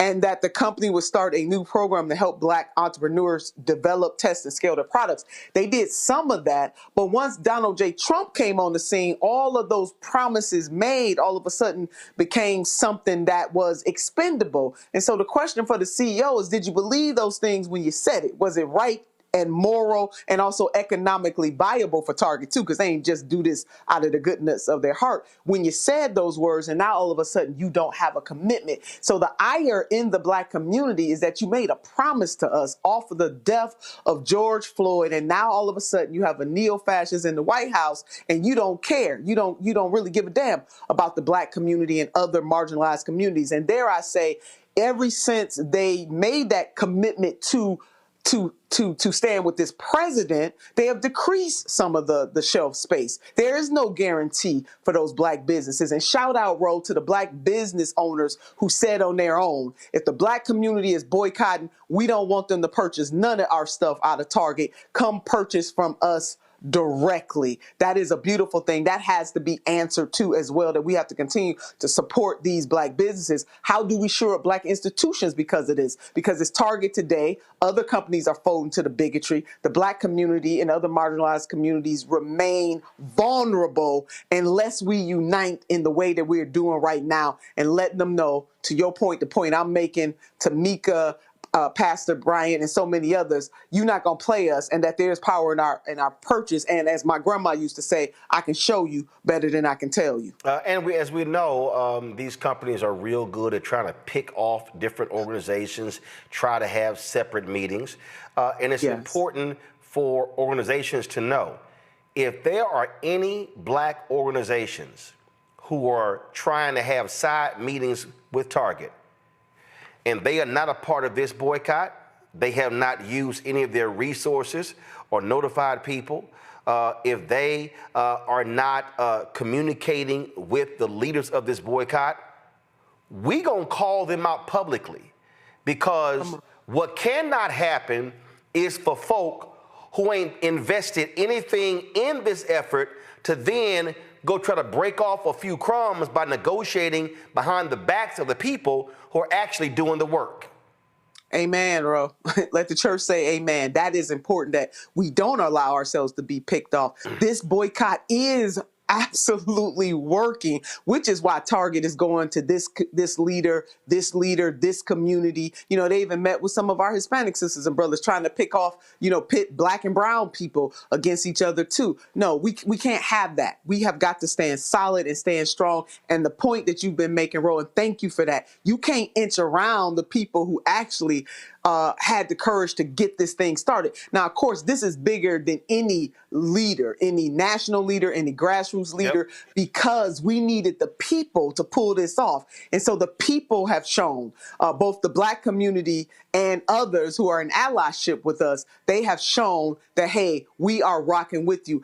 Even in the LGBTQ plus community in Minneapolis, Minnesota, Minneapolis in particular, they turned down Roe. When Target did this, that Pride group turned down the $50,000 or $60,000 that they were getting from Target regularly and said, you know what? And they can least afford it. But they said, you know what? You want to roll with bigotry? We don't want your money. So from a grassroots group like that to others, to your point, come on, Black folks, you can't have these side meetings with these people and take crumbs when we have a larger vision here.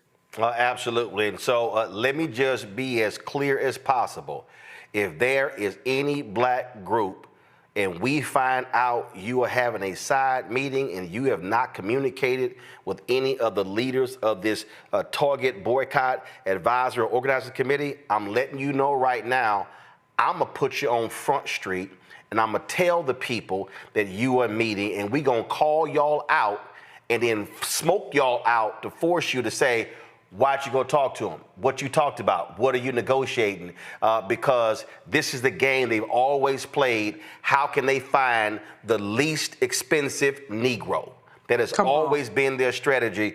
And so I don't owe nobody. So let's just be real clear. So I don't owe nobody. Look, our show is here because our fans give to our show. That's how we make our money. And so I ain't afraid to call nobody out. So I'm just letting y'all know, if you're having side meetings and you ain't talking to nobody and you cutting side deals, I'm going to call your asses out. Well, bro, you called Unfiltered for a reason. So folks know, they know when you say it, word is bond. Just let them know. All right, Nina, we appreciate it. There's a town hall tomorrow. What time is that town hall in Atlanta tomorrow? It's at New Birth Road. I think it starts at 7. Don't quote me on that. I think it's 7 or 7:30, but it's at New Birth. And I will definitely be in the place. And Tamika Mallory will be in the place representing her organization.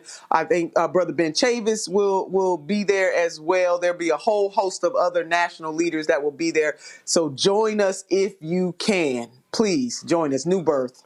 All right, Nina Turner, we are somebody. We appreciate it. Thanks a lot. Thank you. Folks, real quick, I'm going to go to a break. To my panel, we're going to talk about that, but I got to go to a quick break. Omar Miller, who stars in the Ryan Coogler movie Sitters, will be joining us next right here on Roland Martin Unfiltered. Back in a moment. This Week on the other side of change. Black Maternal Health Week. The racial disparities are undeniable, making it clear that Black people experience racism from the womb. America and America's healthcare system has not taken the time to invest in what quality healthcare looks like for Black birthing people. The state of Black maternal health in the United States is still dismal. It is environmental racism.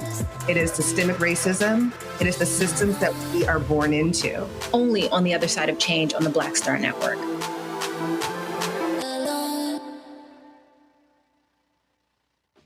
Hey, I'm Antonique Smith. Hey, I'm Arnez J. Hi, this is Cheryl Lee Ralph, and you are watching Roland Martin, Unfiltered. I mean, could it be any other way? Really? It's Roland Martin.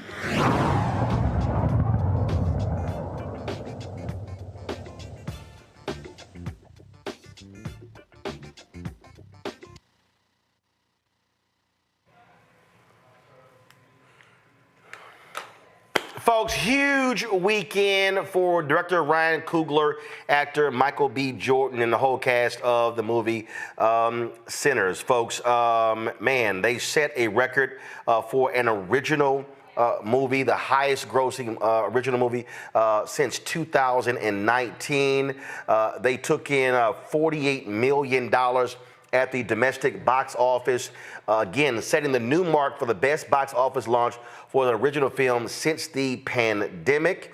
It has gotten a huge response on Rotten Tomatoes. Go to my iPad. On Rotten Tomatoes, they earn a 98% critics and a 97% audience score, the highest score for a studio-wide release since Universal DreamWorks' The Wild Robot. They earned an A on CinemaScore, marking the first time in 39 years that a horror film has earned a grade that high from the audience. That is absolutely huge, and they expect to do big business the next several days. Actor Omar Miller is in the movie. He joins us right now. Omar, glad to have you here. Man, y'all all got to feel pretty doggone good. Come on. These sinners got blessed this weekend. It worked out. The thing that's also amazing is very interesting here. I've been seeing all these folk talk about this deal that Ryan Coogler cut where he gets ownership of the film in 25 years. And boy, it's some folks, they hot and bothered. Well, ooh, they got them upset. Yeah, but here's the deal, though. If the movie tanked, they wouldn't be saying nothing. See, the reality is... we've seen quite a few headlines that kind of intimated that they wanted the film to tank. Yeah, absolutely. And an audience has turned out in record numbers. And what's great about this wasn't a cape. It wasn't a superhero. It was an original idea. And I think that's what the public has been craving, something new, fresh, original, and not a sequel or a prequel or the 10th or the 11th of the same tired concept.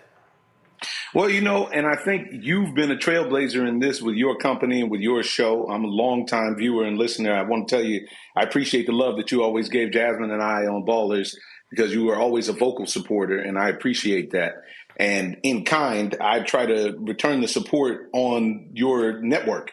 And I think that the big thing that we're seeing is it's on us. It's on us as business people, as entrepreneurs, as the electorate.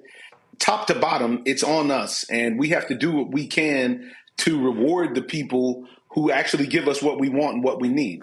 Ryan got rewarded by the audience because he delivered a picture which was original, entertaining, educational, nostalgic, and it's something that just lands on you and sticks with you because he accurately portrayed a dynamic portrayal of us as people. What's also just great about it, I mean, it was just sort of like just a wave that was just moving. I mean, over the weekend, I saw folk who were saying, I went in the theater, had no idea what the hell I was watching, and then they were raving about it, and folk were live posting while they were in the middle of the movie, and you actually just begin to see this thing build. There were people who were saying, oh, okay, but on Thursday, Friday, oh, yeah, this might do, 30, 35 million. All of a sudden, it was like boom, boom, boom, boom. That number just kept going higher and higher. No matter what you pay for advertising-wise, word of mouth is still the most powerful form of advertisement and endorsement that you can get. And when people started to see this film and it got unleashed on the public and it really sticks with you, I can't explained it if you haven't seen it yet. There's a mesmerizing effect. Now, as a person in the film, I'm somebody that watches with a professional eye. I actually can watch this film as a fan. And I, too, got mesmerized by the music. I, too, got mesmerized by the visuals. And even if you look at the clip where Ryan did the piece where he's explaining the different ways to see the film, and that went viral. It's because this man has so much passion for what he does, and he had such a clear vision, him and his wife, for what they were doing. It translated onto the celluloid, and then it hits you, really hits you, and goes to show you the power of art and the power of film. Folks, y'all got the trailer. If you got it, go ahead and play it.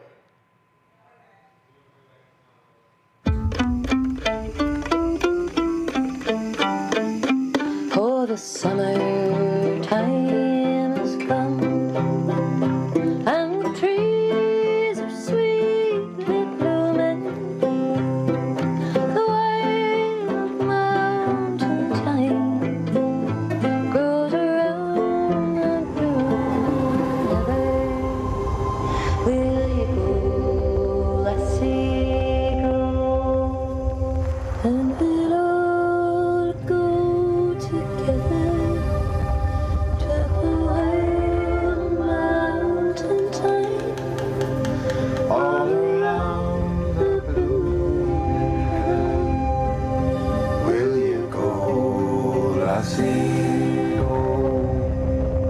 I will build my love a bower by yon cool and crystal fountain. On it I all the flowers of the mountain. Will you go, lassie, go? And we'll all go together to the wild mountain thyme, all around the blue. Will you go, lassie, go?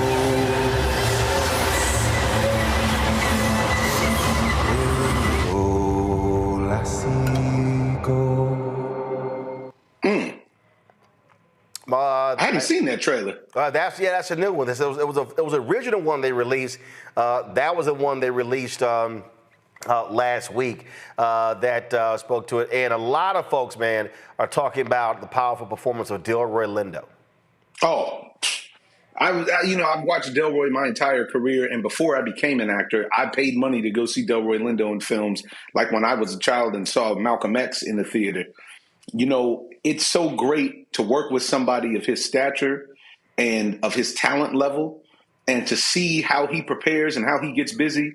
His portrayal in this film of Delta Slim, a real bad blues man, is representative of so much. And I think that people are identifying it because he reminds you of somebody that you know in your family. And his portrayal is just so authentic. He's just so honest on screen. He deserves all the flowers. Questions from my panel. Let's see. Has anyone on the panel seen the movie? Did y'all see the movie this weekend? Yep. Okay. Well, Omekongo, you get to go first then. Yeah, I was one of those people who didn't know what to expect. And so halfway through when I started seeing red eyes, I'm like, oh, my goodness.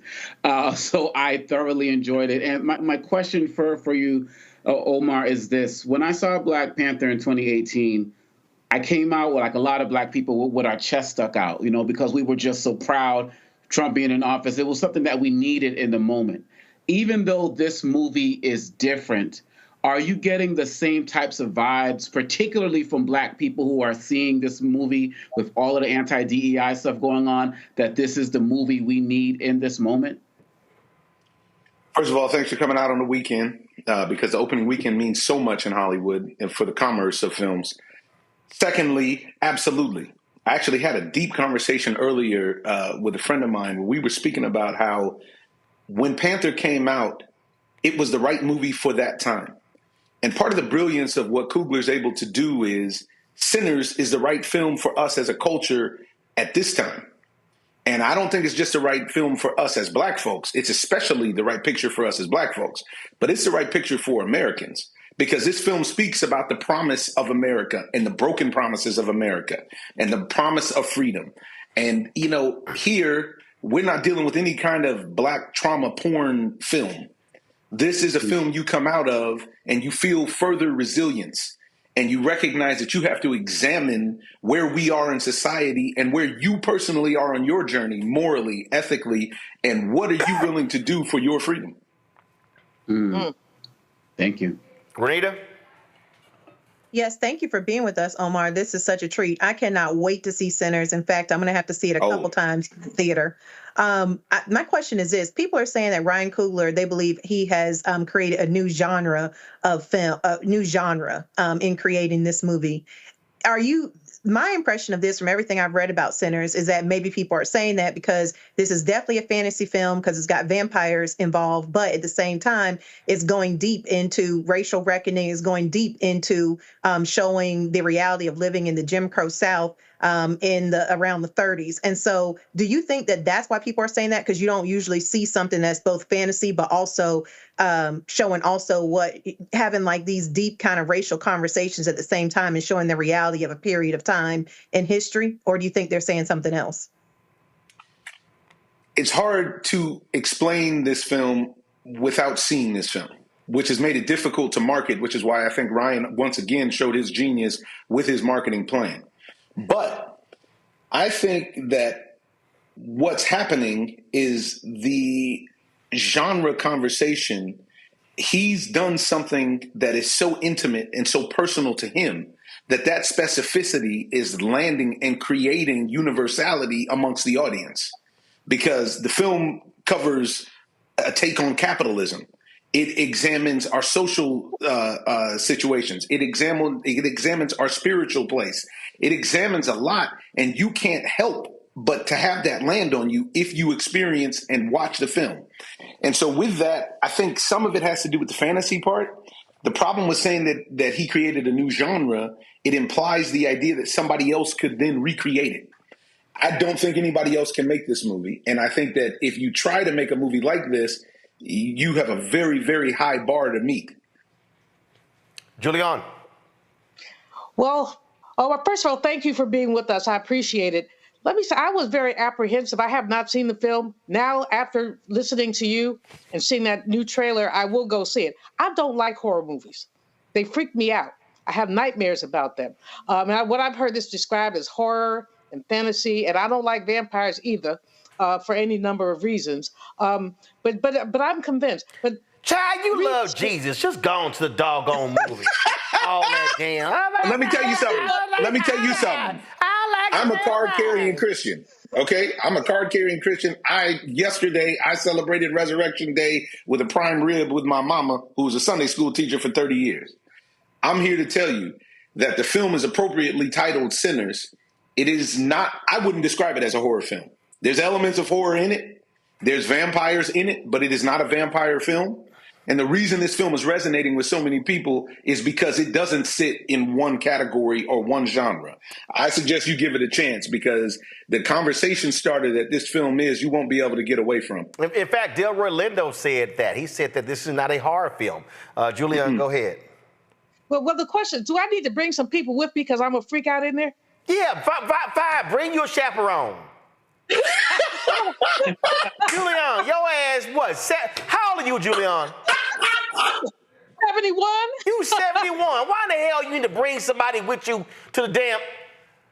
You may want to bring some people with you, but only because you're going to have to talk to somebody about the film once you see the film. I've never been in a picture that makes people want to speak about it and rewatch it the way that this one is. And I've been doing this for a good amount of time. Okay, I'm going to take your word for it, brother. I promise. I'll give you a refund if you don't like it. All right. Lord have mercy. She just sitting here. Oh goodness. And so I know she don't even know. So I know some folks laugh because so Omar, I have a very strict rule. See, a lot of these movie companies and these streaming services and networks, they never like to spend money with black-owned media. So that's why I don't typically have folk on. So you're on. I understand that. So thank you. I mean, and so you're on because your publicist reached out. I was like, absolutely, you're right. I love you and the sister who's on Ballers. I love y'all. Jasmine. Jasmine, y'all should have had a spinoff because the two of y'all were just hilarious. So I was like, hey, I'm gonna have him on. But that's always my thing there. So let Warner Brothers know that you got on because of you. We count on that, and I'm going to publicize it because of you. And because let me tell you, I appreciate the Black-owned business element. I grew up; my parents are entrepreneurs. I know how hard the hustle is, and I know that we have to support if we're ever going to get out of this rat race that we're in, where the they thinks that they can sidestep us and our businesses. Absolutely. And so we do have a scene with you in the movie. Roll it.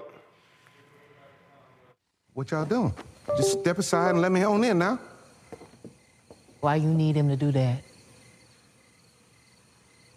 You big and strong enough to push past us? Well, that wouldn't be too polite now, would it, Miss Annie? I don't know why I'm talking to you anyway. Smoke. Don't talk to him. You talking to me right now. Why you can't just walk your big ass up in here without an invite, huh? Go ahead. Admit to it. Admit to what? That you dead. So you listening to this? Now we out here playing games, telling ghost stories in place of doing what we ought to do. And what is it we supposed to be doing? Being kind to one another. And being polite. Now, we is one people, and we shouldn't go in barging into other folks' places uninvited, so... You've been in and out of here all day. Ain't never need an invite then. Yeah, something ain't adding up. Can I at least get my money? Careful.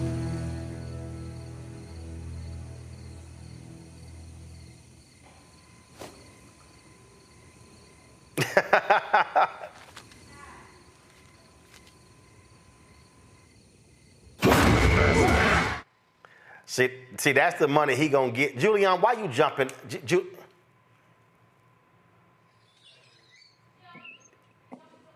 I didn't expect that. That's why. Julian, your ass literally jumping on Skype right now. I'm sorry. You should definitely bring a chaperone, Julianne. Miss Julianne, you need to bring a chaperone. Yeah, she gonna have to bring somebody. Matter of fact, and you need the money back. That's the money he gonna give you that he took from my fee. That's what he gonna give you the money. Lord have mercy. She is jumpy. She is jumpy right here on Skype. Oh Lord. My goodness. Well, it has done gangbusters, and I love these people who are sitting here having the audacity to say, well, you know, it ain't gonna do well overseas. I just want the haters, Omar, to keep hating, and I want them to have to sit here and have to accept how good the movie is doing. And again, they've been saying for years, oh, black movies can't do well. Well, we know what happened with Django, how well it did internationally. And I just really hope all these folk who have been running their mouths just get embarrassed every day as the numbers come in. That's what I hope. Well, it's a lot of crow on the menu, and there's going to be a lot of people that got to eat it, because I'm here to tell you this film is going to perform. Once you speak to somebody who speaks so passionately after they've seen it, you'll be like Miss Julianne and go see it. And this thing stays with you. And so right now, we're number one in several countries around the world, not just the United States, not just North America. We're number one in France. We're number one in the UK. We're number one all over the place. And it's because the brilliance of Coogler and Ryan's Mike's relationship is that these are human stories. Right. They're specifically wrapped up in the blackness. But as we know, we create culture for the whole world to consume. And what we do and determine as cool then in turn translates to every language, to every society. And these stories are going to do just that. And you'll see the numbers are going to keep piling up. Folks, this is from Box Office Mojo. I'm always going to their side. You see right here, the domestic gross was $48 million. International was $15.5 million. And so Sinners did $63.5 million. Its opening weekend, $91 million budget. And Variety had this story, which I thought was just laughable. Oh, will they be able to make the money back? I'm like, first of all, it was so stupid. No movie, I don't care what the movie is, makes its budget back the first weekend. Especially no original film. No superhero movie makes, the movie costs $200 million and the marketing budget is going to be $150 million, that's $350 million. They don't make that opening weekend. That story was a joke. I think it was in actually the New York Times or Variety, one of them. But it was just. I think it was Variety, which is unfortunate because that's an industry, trade magazine. The other piece that is fortunate about that, though, and I think this is the lesson to be had. One of the most vocal voices saying this is a ridiculous headline is Ben Stiller, who is a Hollywood heavyweight who has plenty of box office behind him. And he pointed out that no other film would ever warrant this headline. And he lets you read between the lines on the why. Patrick Schwarzenegger came out speaking about how ridiculous it is. Joe Russo, who I worked with actually before, of the Russo brothers Avengers fame and Marvel fame, came out and blasted it. It's all right. The haters are going to hate. But truth be told, you can't stop this because, as you see on social media, this film is a movement. Sinners is out. Good luck if you can get a ticket, because this thing is going to run. All right. Omar Miller, I appreciate it, my brother. Thank you so very much. Roland, keep doing what you're doing. Thank you to the panel. Thank you for having me. And, hey, man, Godspeed. Appreciate it, my brother. Thanks a lot. Folks, I'm looking for the tweet that they posted, and it really was laughable, Ome Congo, that Variety posted this. I wonder if it's even still up. I purposely took a screenshot last night, thinking that they may delete it because they caught so much flack over the post. So first of all, you see here, 8 hours ago, they have this here, 5 reasons why Ryan Coogler and Michael B. Jordan Sinners ruled the box office, but that's not the one everybody's talking about. I'm looking for, I have the screenshot, guys, I have the screenshot, but I'm purposely looking to see if their tweet is still up. The thing that was just, what was crazy to me is when you see these stories. And in fact, not just them, the New York, I'm gonna pull up the New York Times, same thing. Their headline was just dumb, how they wrote about Quentin Tarantino's movie and then this movie here, similar budget, being original. It was just dumb. But see, this is the dumb stuff that we see constantly with this. And let's see. Here it is. This is the tweet. This is why people are criticizing them. Sinners has amassed $61 million in its global debut. It's a great result for an original R-rated horror film, yet the Warner Brothers release has a $90 million price tag before global marketing expenses, so profitability remains a ways away. That is just stupid, Omar Congo, just stupid. Yeah, their inability to read the room as it relates to this movie and that low-key hate. I'm glad Ben Stiller and other people have called this out. The fact of the matter is, it's a powerful movie. It's an original movie. And you, like you said, it crushed it over the weekend. At one point in the weekend, it surpassed Minecraft, and I think it surpassed Minecraft for the entire weekend, right? So really, at the end of the day, why can't they just celebrate the greatness of this movie? Like you said, the fact that it's not a comic book movie sequel, the fact that it's not based off of a video game. This is, two brothers in Coogler and Jordan doing their thing. And after one weekend to say something like that, to try to throw some salt on what they're doing right now, it's absolutely ridiculous, particularly in a time where I saw Minecraft, no black males in that cast. You got movies like Fantastic Four that's coming up, no black males, Marvel's Thunderbolts, both Fantastic Four and Thunderbolts, I don't think have any black male or female leads. And so this was a powerful movie, but like Miller said, this was a movie for everybody. And so why don't you just let it give it its run like we do with every other movie, like you do in Variety with every other movie, movie and stop throwing hate on this. But like Miller said, this is one of those movies that has broken through, and it has broken through quickly, and it's becoming a movement to go and be in this space. So they're, like you said, they're going to be in Crow really soon. I love it when the haters, who is this fool? Somebody named Tom Snyder, some conservative. I love this here. This is going to give y'all more reason to go watch it. Sinners is a racist, ultra-violent, woke, pagan horror that spreads lies and falsehoods about American music and about white people. We refute the movie's woke lies here. We really don't care, Julian. We don't care, Tom Snyder, who goes by at Film Doctor. Suck it. Wow. I mean, that's such a ridiculous level of vitriol for a movie. They market racist movies every day. This is not one of them. I didn't see it, but it doesn't sound like one to me. It sounds like a re-examination of history. And frankly, when the brother said examination of capitalism, I'm like, okay, I'm there. I'm gonna have to take a couple people with me because I am jumpy, but I will try to go see it tomorrow. Actually. Yeah, there you go. There you go. Renita?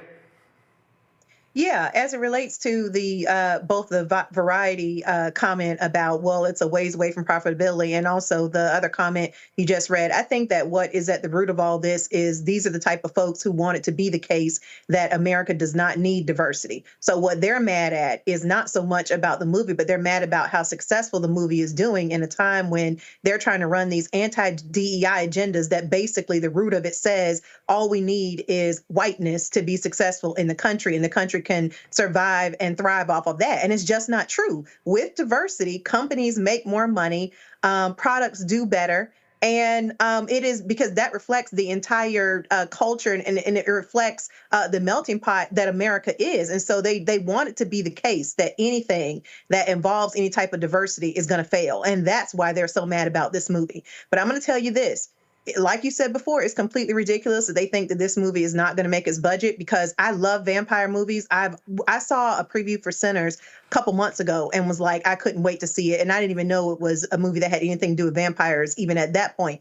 But once people started to see it last week and I found out it had something to do with vampires, it made me want to see it even more. The thing is that there were a lot of folks like myself who could not get there the first week because it was so packed.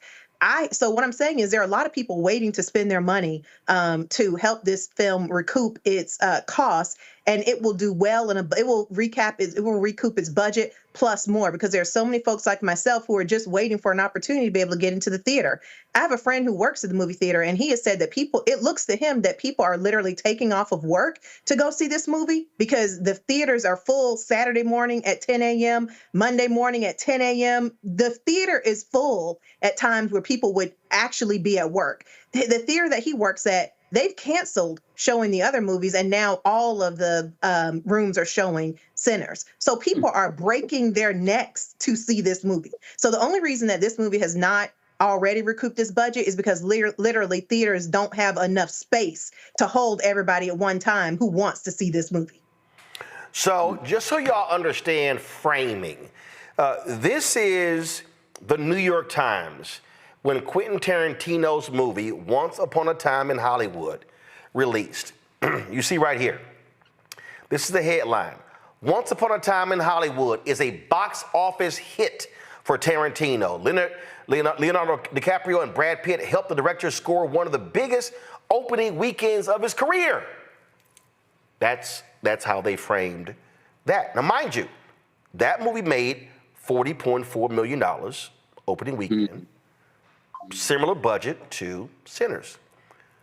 This is their New York Times framing of Sinners.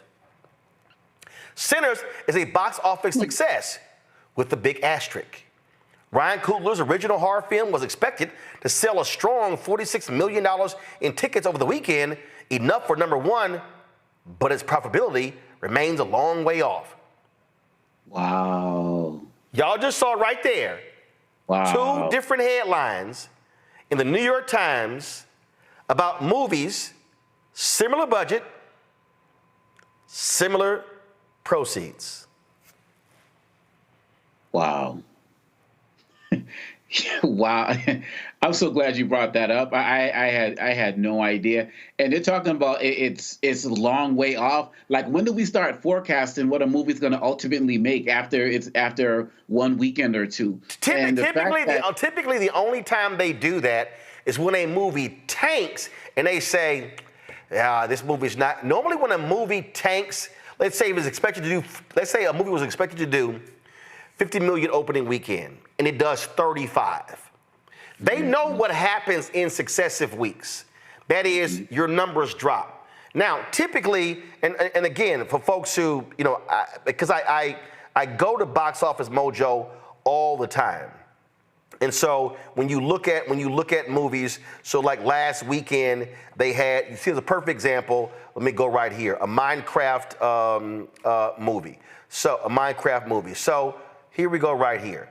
All right, so what you'll see is, when you look at these numbers here, you see the drop off, okay, how a movie performs. So Minecraft, you see when it opened April 11th, you see the numbers, but then you see a drop.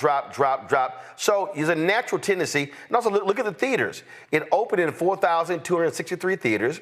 Then April 20th, it was in 4,032. So typically that movie has been out now for 3 weeks. So you'll see that kind of drop. So you'll see a drop in numbers because it's not the opening weekend. So they measure movies by, do you see a 20% drop, 25% drop, 30% drop? Some movies go from the opening weekend to the second weekend having a 60, 70% drop off.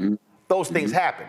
But the reality is, this type of, I would not be shocked if come next Monday, Sinners drop off might be 20%, because it's going to have stronger word of mouth between today and this weekend.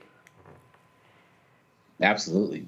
I can't wait. I'll probably go see it again during that time. So we'll see how that goes. But this is a fact. What's beautiful about it is that people are showing that we can be out there. We can be original. We don't need to be all up in their spaces. And this is kind of like the reverse effect of what we talked about with Target in the last segment. We can get out there and support those who support us and want to see them do great. And Variety and New York Times and all these other guys out there who are hating, and that guy with the one video, whatever that was on Twitter that you showed, who breaks down the film, they should all be ashamed of themselves. But like you said, Miller said, it doesn't matter. We're going to keep on going with it.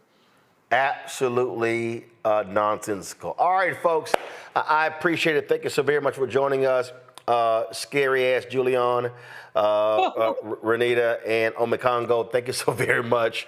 Yeah, Julian, get you people to go to the movies with. All right, folks, that's it for us. There was some stuff we're going to get to. We'll push it to tomorrow. But we spent a little bit longer on some of the subjects, but it's all good. Hey, we want you to support the work that we do. Join our Bring the Funk fan club, of course. And in doing so, you're supporting this show. You're supporting not just this show, but also this network and the other shows that we have on this network. Y'all, what we're doing here, nobody else in Black-owned media is doing. Nobody else in Black-owned media is doing what we are doing. Nobody, okay? And so the work that we do here is critically important to be able to cover the news that matters, speak to the issues that matter, but also cover the stories that other folk are not necessarily talking about. And so your support allows us to be able to do this work. And so when you give via Cash App and our different ways, here's how you do it. So Cash App, use a Stripe QR code. You see it right here. Click the Cash App button to contribute. The QR code is there. You can also, of course, send your check and money order. Make it payable to Roland Martin Unfiltered. Please, guys, kill that music. Make it payable to Roland Martin Unfiltered, okay? P.O. Box 57196, Washington, D.C., 20037-0196. PayPal's R Martin Unfiltered. Venmo's RM Unfiltered. Zelle, Roland@RolandSMartin.com, Roland@RolandMartinUnfiltered.com.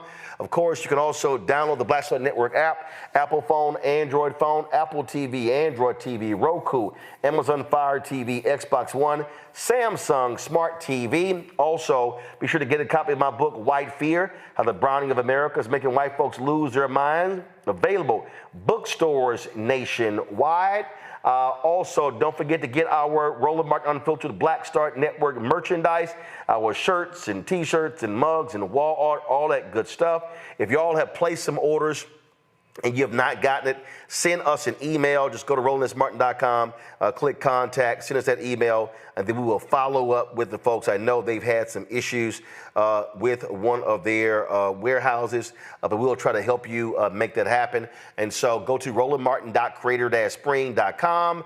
And of course, the QR code is there as well. Don't forget, download the app Fanbase. We want to get 1 million followers there. And also, if you want to invest, go to startengine.com /fanbase, startengine.com /fanbase. And so a lot going on, a lot that's happening, folks. And so we appreciate all of your support for the show. Thank you so very much. And before I go, let me shout out. Today's my 24th wedding anniversary, so shouting out Jackie Hood. This is what's in Jamaica, of course, walking along the beach. I know I'm always in my video cameras, so shout out to her on our anniversary. And all of my Texas A&M folks, there's Aggie Mustard. We remember Aggies who have passed away in the previous year, so condolences to all of those families as well, including my Pi Omicron frat brother, Brian Edwards, who passed away a couple of weeks ago. Folks, that's it. I'll see you guys tomorrow right here. Oh, yeah, last night, what's that beep I just heard? There's a computer issue. Okay, I just heard it again. We were trying to figure out the problem earlier. All right, y'all, last night my Rockets lost game 1 to Golden State. It's all right, though. We're going to handle business in game 2. And so, yeah, I came fully representing. Matter of fact, let me just show y'all. Anthony, go to the other camera. See, some of y'all Henry, who work on the show, y'all, he ain't got no basketball team, so he don't understand about how do you rep your team because he ain't got one. So, you know, I had to go ahead and sit here and rep, of course, with the pants here. You know, we got the Rockets over here, then I got the socks as well. You see the Rockets logo, so this is how we represent. So Steph went crazy last night. Jalen Green, you ain't show up, bro. You got to show up game 2. So, M.A., you're going to handle the business, and hopefully Reed Shepherd can get some time hitting some three-pointers. And so, H-Town, down 1 game, but game 2 is in Houston. So, let's handle our business against the Warriors, all right? I'm going to see y'all tomorrow. Holla! Black Star Network is here. Oh, no punch! I'm real revolutionary right now. Thank you for being the voice of Black America. All the momentum we have now, we have to keep this going. The video looks phenomenal. See, there's a difference between Black Star Network and black-owned media and something like CNN. You can't be black-owned media and be scared. It's time to be smart. Bring your eyeballs home. You dig?